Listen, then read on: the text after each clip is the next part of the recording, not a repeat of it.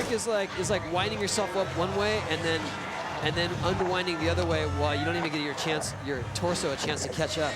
Pay attention to the speed that Pedro Barros makes as he goes up on that 4-foot awning. Right there, the boneless one, the foot plant. Look at that, Melon 540. That's his own private vert ramp right there. That's just like something that vert skaters would take for granted, and that's a really small radius, a small transition. Hard to get a good landing. There's no room for error, and he gets it. He gets speed every time. Look at that lip slide on top of the world there. 6 feet up there on top of that visor. Pedro Barros will see him invert as well on Saturday. Oh, you could call this his vert practice. The vert score was a 40. You might be saying that Barros might have had the strategy to save the best for last as he ups his first score and gets a 41. Into the flat there. Pedro Barros knows. I don't know if he actually does know that he's tied, but he's in the losing end of the tiebreaker. Oh, I guarantee you he knows. And he's gonna put it all out there. There's all that speed we're used to. Look at that front sitter all the way around the corner.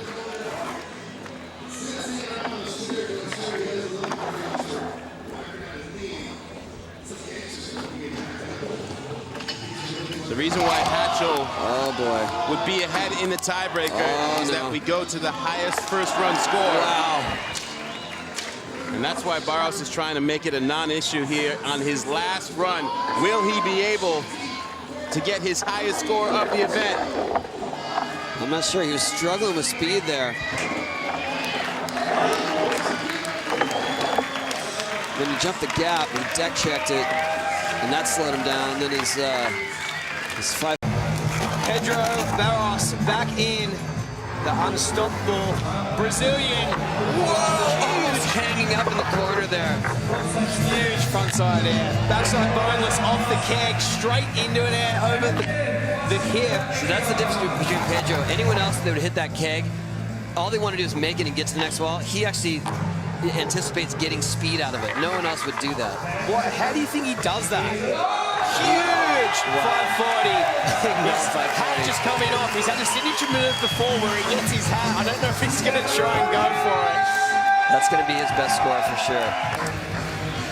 Pedro Barros needs a 31 to lead.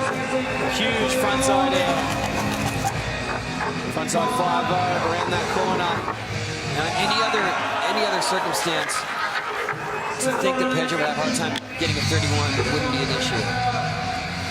We've seen him get the highest scores over and over and over. So off that boneless, I think he wanted to go into that alley-oop backside air, but he just didn't hit it at the right angle, so he just kept going. Oh, big Indy 540, really coming down on the flat there. So I think this will put him in the lead here, considering the total tally of his runs. And claiming that one, he knows. This is his hat, he's gonna have to get it. The Red Bull hat. Pedro's back in, definitely slowing things down, not trying to go as hard on that first wall. Well, nice. Definitely still going hard with the 1-foot tail grab. And you can tell Pedro is, I don't want to say playing it safe, but he's not trying all the hardest stuff here. He wants to stay on one run for sure. Kick the bindi over the hip, nice. I haven't seen him do that the whole time. No. And right here, 540, Melon. Solid. Well, if you call that playing it safe. I mean, in his book, it kind of is. So far, I don't think that this is going to score higher than current. But this is going to be definitely his best run so far. Yes. He's happy with that.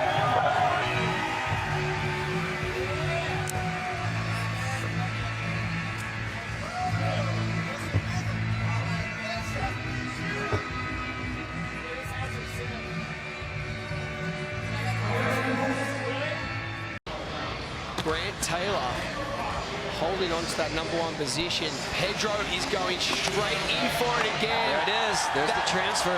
That is the first time we've seen that, Tony. Stale fish over the hip. frontside grind over the three-way, just tweaking it out. Built for speed. I don't know how he holds those Smith grinds.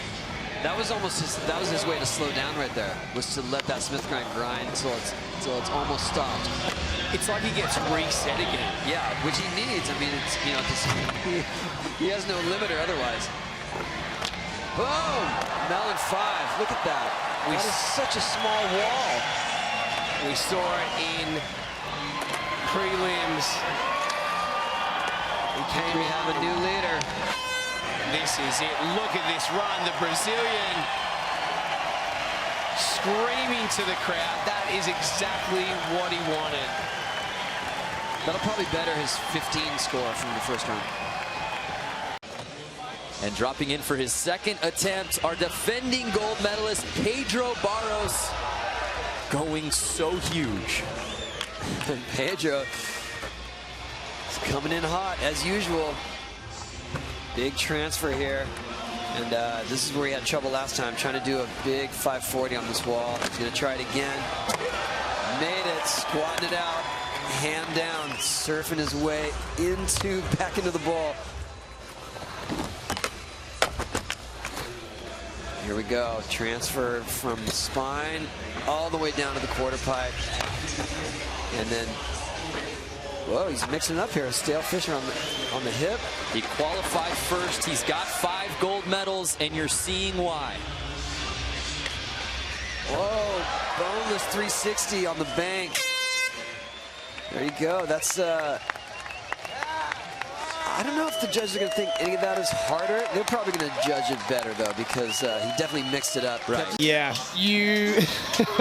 Oh, no, he's moving people back.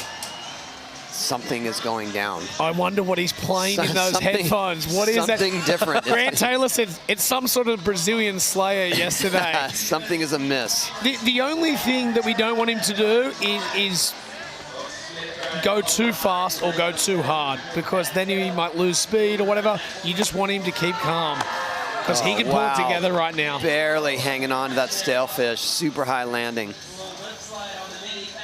Here we go. Big heel flip Indy. Huge. Big stale 5. Standing up, too. I love that Sailfish 540. Something's He goes coming here. Last 10 seconds. All the way up. the manual. Yes! The ollie in. What's and then he straight got? to the love seat.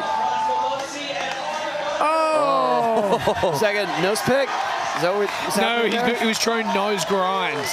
He did it in practice. Nose grind onto the deck? Onto the deck. Oh, okay. Yeah, he didn't have enough speed on that one, but he's done it before. I don't think he really needed that in that run. I don't think that even stepping off of that is going to affect it that deeply.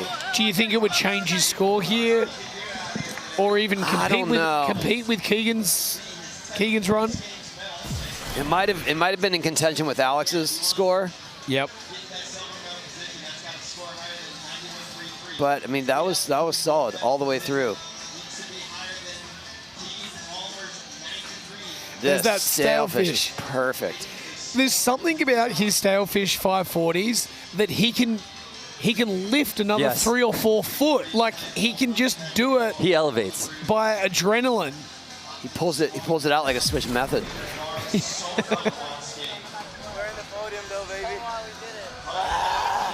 So an 88.33, which means Pedro will settle for a bronze, and Keegan Palmer wins gold.